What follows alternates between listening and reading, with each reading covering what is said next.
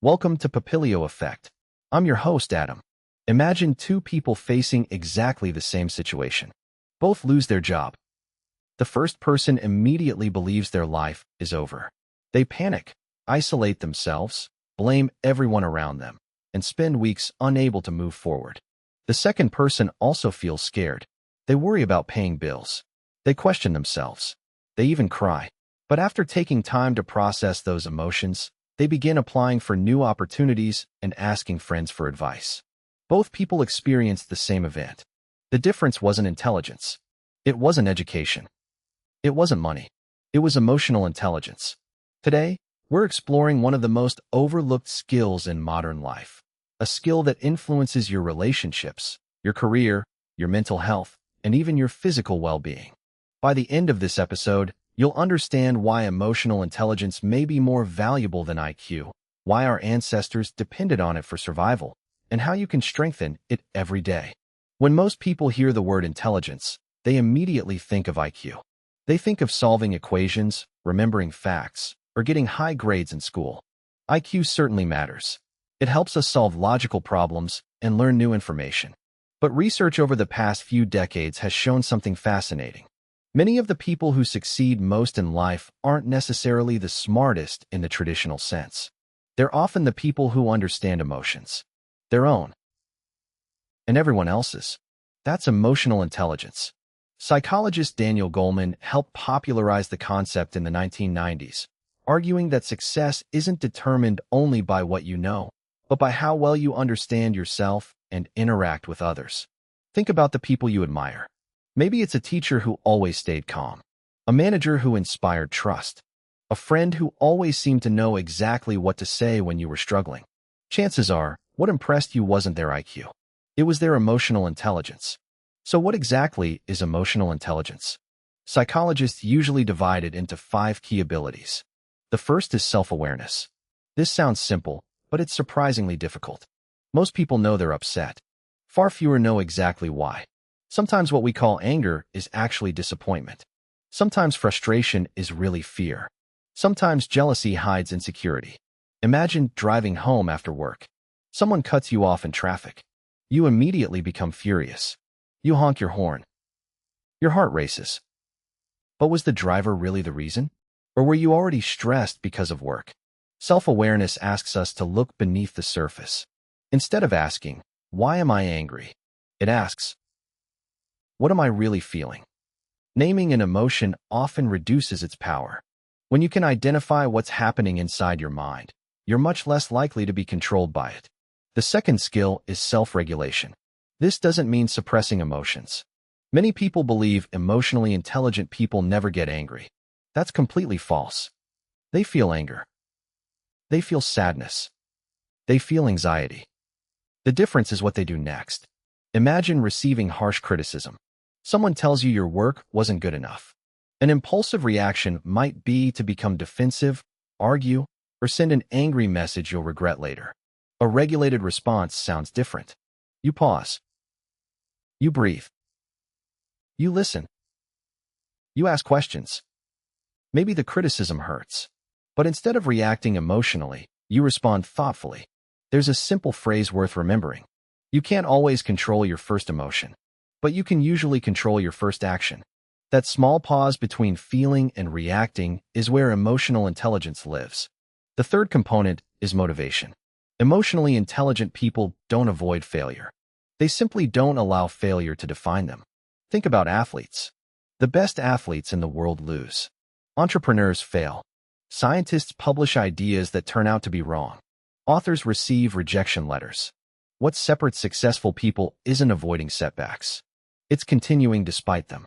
Anthropologists have found that throughout history, humans survived not because individuals never failed, but because communities learned from mistakes. Every failed hunt taught something. Every failed harvest encouraged innovation. Failure wasn't the opposite of success. It was part of survival. The same is true today. Emotionally intelligent people view mistakes as information, not identity. Instead of saying, "I failed, therefore I'm a failure," they ask, "What can this teach me?" The fourth ability is empathy. Empathy is one of humanity's greatest evolutionary advantages. Humans survived because we cooperated. We raised children together. We hunted together. We shared food. None of that works unless people understand one another. Imagine a tribe thousands of years ago. One member suddenly becomes quiet. They're distracted. They're withdrawn. An observant person notices something is wrong before any words are spoken. Perhaps they're grieving. Perhaps they're sick. Perhaps they're frightened. Recognizing emotions allowed communities to help one another long before modern psychology existed. Today, empathy remains just as important. When someone says, "I'm fine," their words don't always tell the whole story. Emotionally intelligent people notice tone of voice, body language, facial expressions, silence. Sometimes the most important conversations happen without words. Interestingly, anthropology shows that while every culture experiences emotions, they don't all express them in the same way. In some societies, openly crying is completely acceptable. In others, emotional restraint is seen as strength. Some cultures encourage children to openly discuss feelings. Others teach emotional control from an early age. The expression changes. The emotions themselves remain deeply human. The fifth and final component is social skills. This isn't about being outgoing. Some emotionally intelligent people are quiet. Others are very talkative. Social skills simply means understanding how to build trust, resolve conflict, communicate clearly, and work well with others. Think about a disagreement. One person interrupts constantly. The other listens carefully before speaking. Who is more likely to solve the problem? Communication isn't about winning arguments. It's about creating understanding. Many conflicts don't happen because people disagree. They happen because people feel unheard. Sometimes people don't need advice. They need someone who genuinely listens.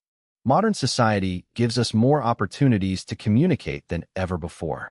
Yet loneliness continues to rise in many parts of the world. How is that possible? Because communication and connection aren't the same thing. You can exchange hundreds of messages every day without truly feeling understood. Social media often rewards quick reactions, fast opinions, instant outrage. Algorithms benefit when emotions spread quickly. Unfortunately, emotional intelligence often requires the opposite: slowing down, thinking before speaking, questioning assumptions, listening more than reacting. Technology isn't making emotional intelligence impossible, but it does challenge it. Every notification asks for immediate attention. Every controversial post invites immediate judgment. Emotionally intelligent people recognize that not every emotion deserves an immediate response.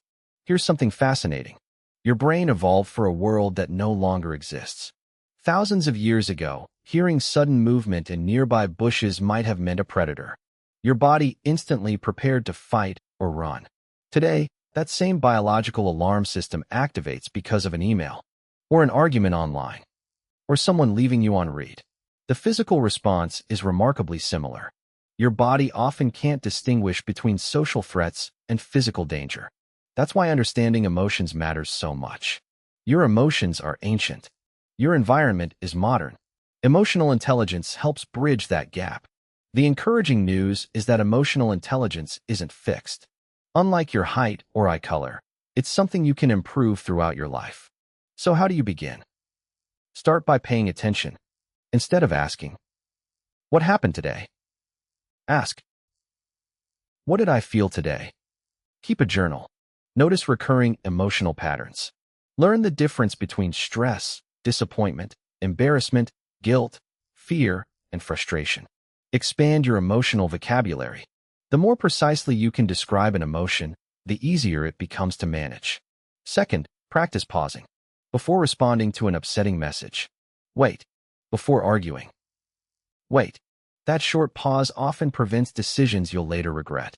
Third, become curious about other people.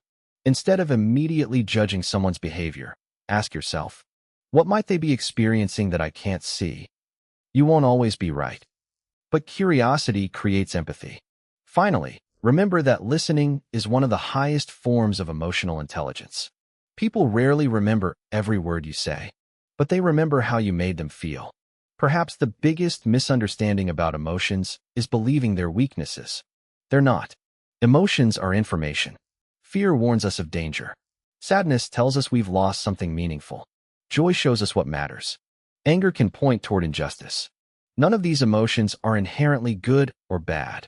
Problems arise only when emotions begin making every decision for us. The goal isn't becoming emotionless. It's becoming emotionally aware. The strongest people aren't those who never cry. They're the ones who understand why they cry. They're the people who recognize fear without allowing fear to control their future. They're the people who stay kind when it's easier to become bitter. That's emotional intelligence. And unlike IQ, it's a skill every one of us can continue developing for the rest of our lives. Thank you for listening to Papilio Effect. If you enjoyed today's episode, consider following the podcast and sharing it with someone who might benefit from hearing it. Until next time, stay curious, and remember, understanding your emotions may be one of the smartest things you'll ever learn.